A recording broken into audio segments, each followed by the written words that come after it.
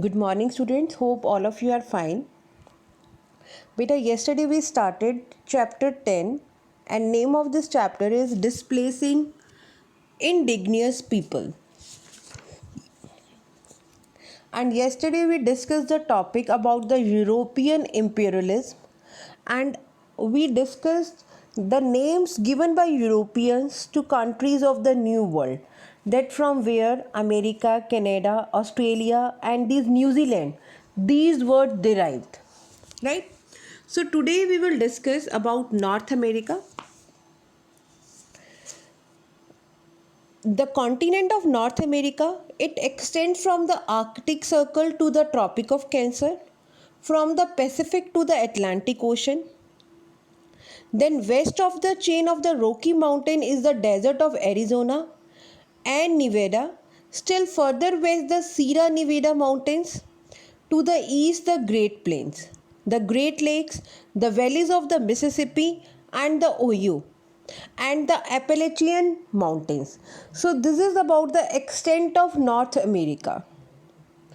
To the south there is Mexico, and 40% of Canada is covered with forests.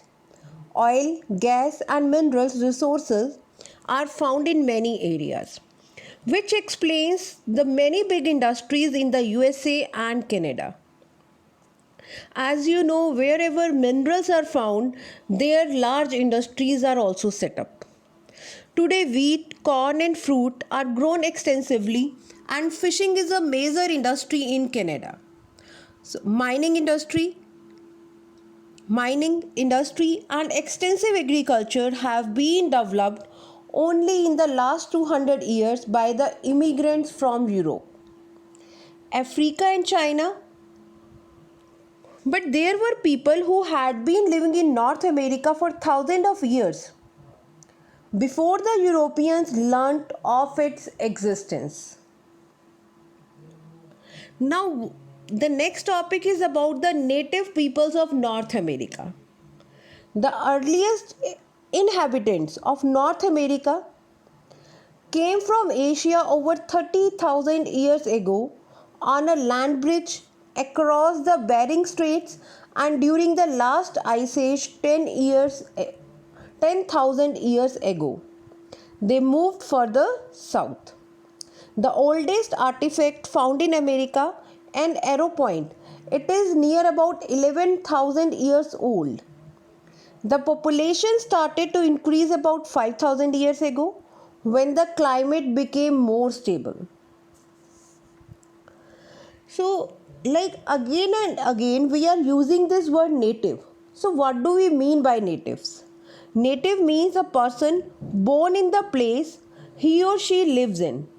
Till the early 20th century, the term was used by Europeans to describe the inhabitants of the countries they had colonized.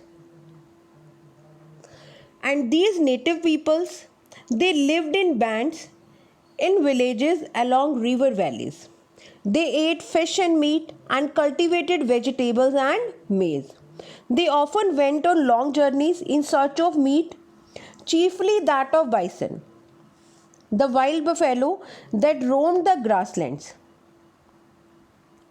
And this became easier from the 17th century when the natives started to ride horses, which they bought from Spanish settlers. But they only killed as many animals as they needed for food. And even these native peoples, they did not attempt extensive agriculture, and since they did not produce a surplus, they did not develop kingdoms and empires as in Central and South America.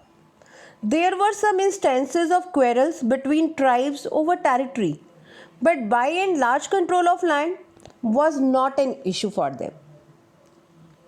It means they were doing the subsistence agriculture, they were following the subsistence agriculture that was sufficient for their living.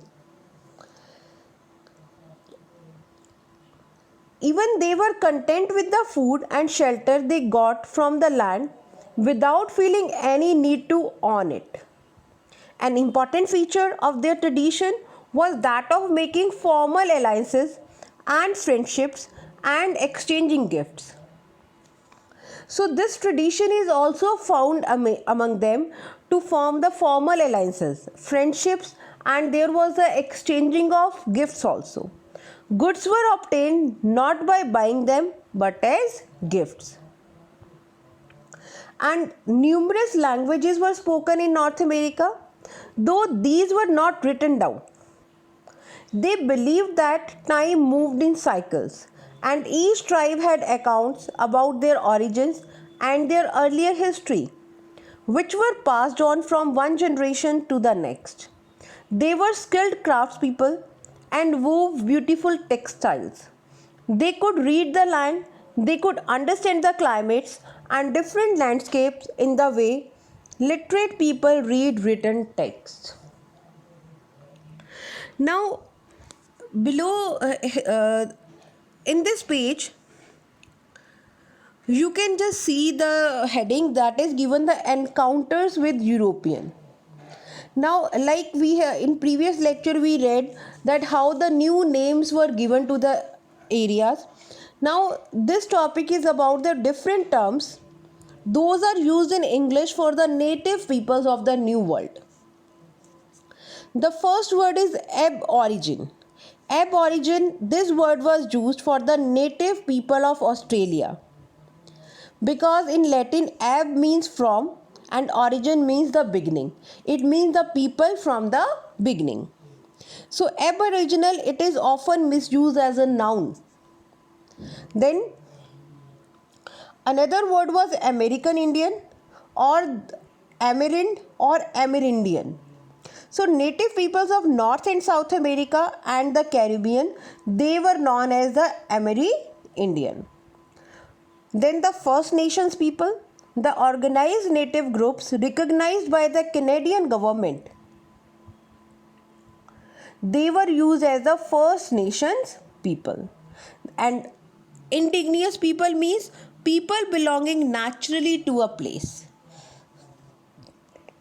Now the other term is Native American. The indigenous people of the Americas, those were known as the Native American. And the another term that is mentioned, it is the Red Indian. Red Indian, these were the brown complexioned people whose land Columbus mistook for India. And even few names of native tribes are often given to things unconnected with them, like Dakota, an aeroplane, Cherokee, a jeep, Pontiac, a car, and Mohawk, a haircut. So these type of names were also given to them. And in the 17th century, the European traders who reached the north coast of North America after a difficult 2-month voyage were relieved to find the native peoples friendly and welcoming. Unlike the Spanish in South America, who were overcome by the abundance of the gold in the country, their adventurers came to trade in fish and furs, in which they got the willing help of the natives who were expert in hunting.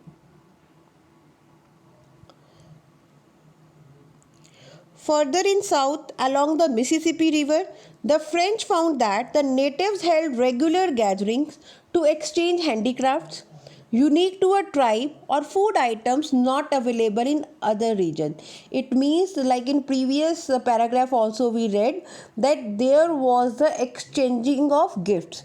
So there was a regular gathering to exchange the handicraft which were unique to that particular tribes. And exchange was done for the food items also that was not available in other regions.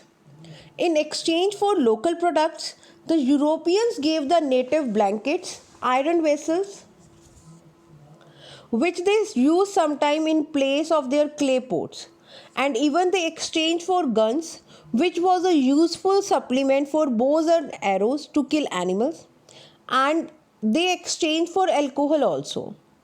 This last item was something the natives had not known earlier, and they became addicted to it. which suited the Europeans because it enabled them to dictate terms of trade.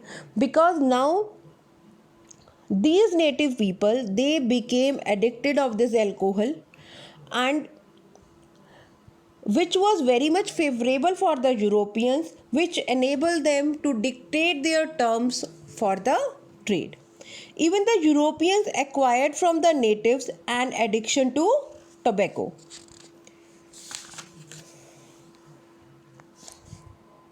So beta, this was the topic for today. Hope all of you have understood the topic. Thank you and have a nice day.